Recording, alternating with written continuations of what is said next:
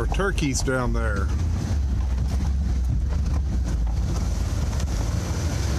Up there on the other side of the field.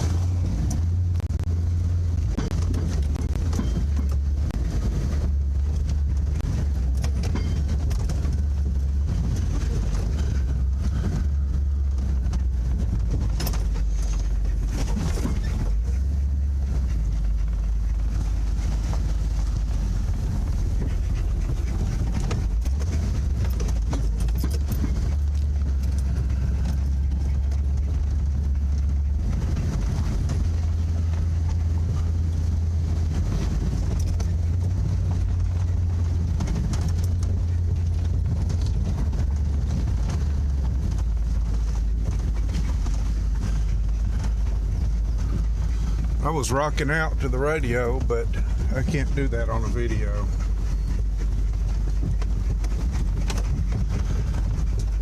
I can add license-free music, but the stuff that's on the radio is not license-free, so therefore I've got to cut it out.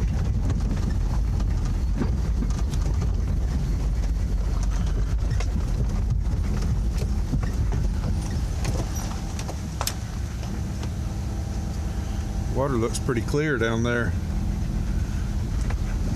even though we've been getting a lot of rain lately. It didn't rain. Today was the first day in a while that it hasn't rained. And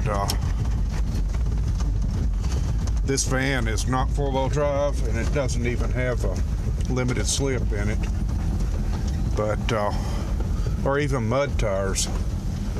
But I've gone through several puddles, pretty good sized puddles, but they have a hard bottom, so it's not a problem. Now this place right here, that's the place that I featured in another video. It has a lot more water in it today, but I rode down here on the motorcycle not long ago and made a video, and here's where it comes under the road. I noticed while I was over there that the culvert under the road here is collapsed. So, and right here I see where some water has been bypassing it.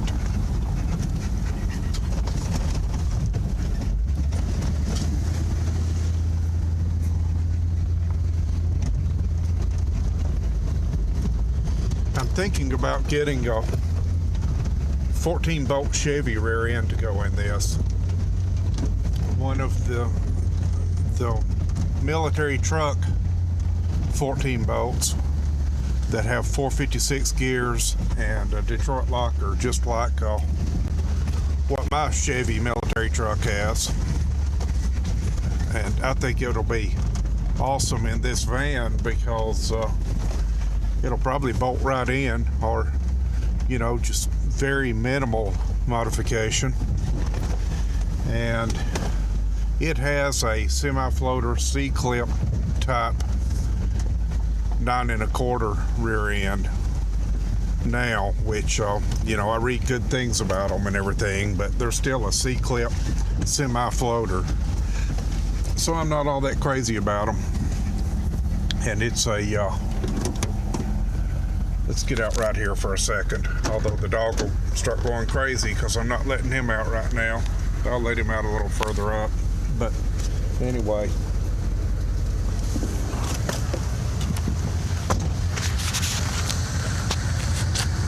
see, that's a semi-floater C-clip, and like I said, I hear good things about it, but I'd rather have a full floater. And it's got 391 gears in it, and the transmission has overdrive. So it could definitely use lower gears. In fact, if I put a Torque Flight 727 in it with no lockup and no overdrive, it would still be fine with the 391 gears, because I drive it around with the overdrive turned off a big part of the time anyway on the back roads. I've got it turned off right now, in fact. Of course, I mean, obviously it's not going to be, overdrive is not going to be engaging back in here anyway. But 456s with the overdrive would be perfect. It'd be like 320 to 1 when the overdrive is on with 456s.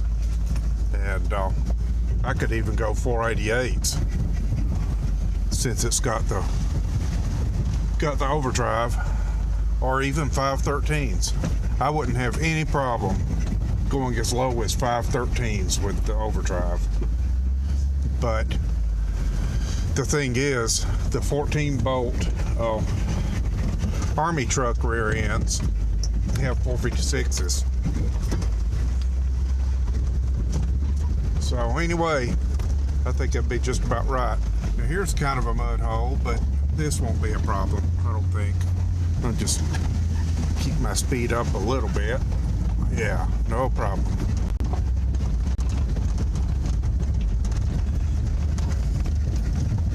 No problem at all.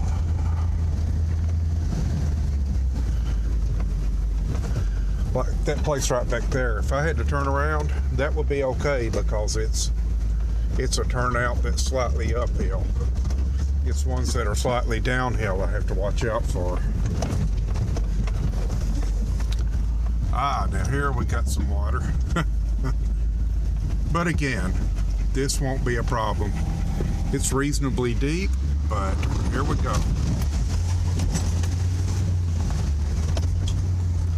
Oh yeah.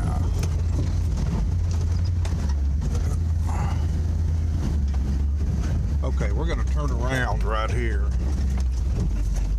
This starts going up the mountain just a little beyond this, and we certainly won't be going up the mountain in this. But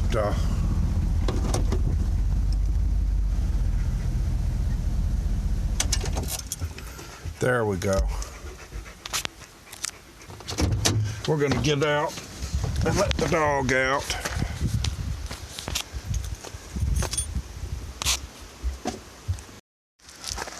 Okay, dog, let's go look at the water we just drove across.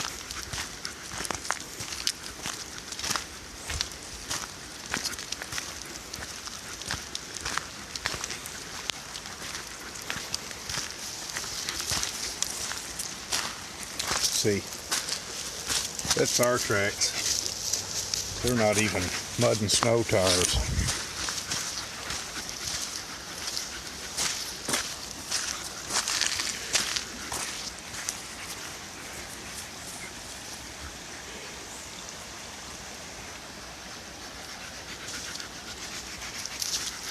And it's sand, so definitely a good idea to keep the speed up a little bit through it, although there's a rocky bottom. But yeah, and you got to realize I've been doing this stuff in four-wheel drive and two-wheel drive vehicles since before I was even old enough to get my driver's license, and that was a long time ago.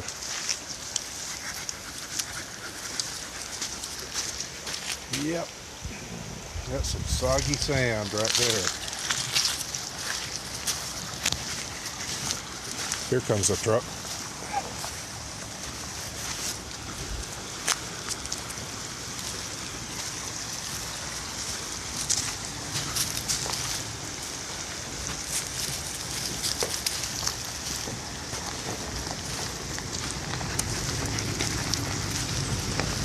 Hey, how's it going?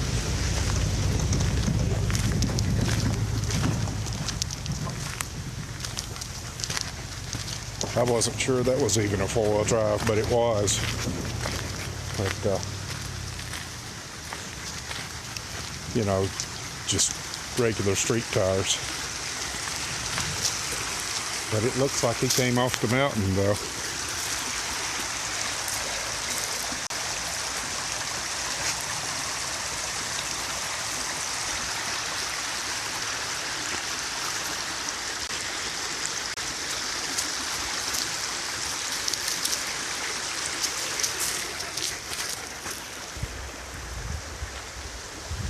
It is a beautiful day.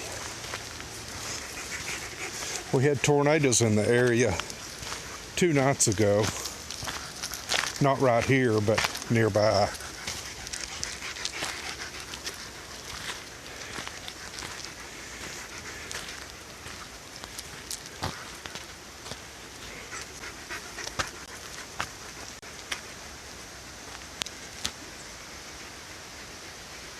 Look how deep blue that sky is. And it really is that deep blue too. I hope that shows up on the camera. Looks awesome.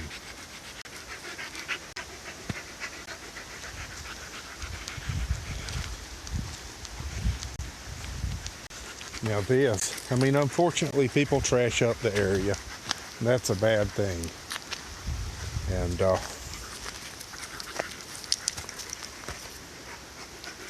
you know, the getting up there and making loops around, climbing, you know, this little section of mountain and everything, it's not really harming anything. It's I'd say it's neither good nor bad. It just is, you know, because it's certainly not.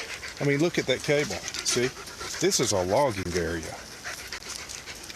And that's what that cable's from.